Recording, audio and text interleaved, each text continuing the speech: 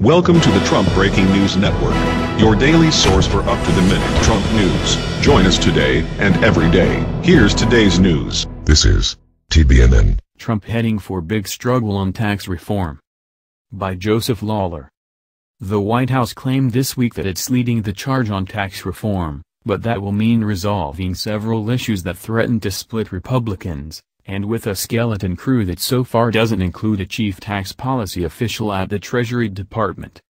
And as the healthcare failure showed last week, Trump is not necessarily able to woo all the Republican votes he'll need to gain a victory on tax reform. One general takeaway from that is you have to go into it knowing what you're trying to accomplish, and therefore who you're trying to get on your side, said Jeff Kupfer, who teaches public policy at Carnegie Mellon University and previously served in the George W. Bush Treasury Department and as executive director of Bush's panel on tax reform. We have to coalesce around a tax plan, argue behind closed doors, come to an agreement and then speak with one voice, agreed Representative Chris Collins, RNY.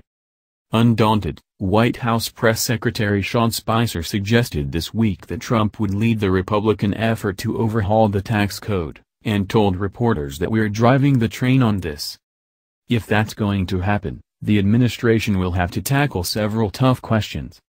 At the top of the list of intra-GOP divisions that must be addressed is whether to endorse the destination-based corporate tax advanced by House Republicans. That plan, which would adjust taxes at the border by allowing companies to write off exports but disallowing deductions for the cost of imported goods, is staunchly opposed by retailers, but favored by some manufacturers. It has split the GOP.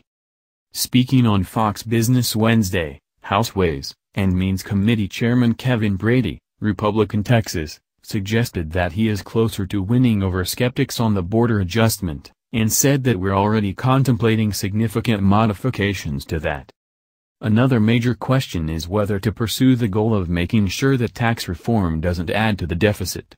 While House leadership has said tax reform shouldn't lose revenues over a 10-year budget window, but some conservatives have said that they would be comfortable with a tax cut. On the campaign trail, Trump called for a multi-trillion-dollar tax cut. That's the news. Join us here every day. Be sure to subscribe and click the bell. See you next time. This is TBNN.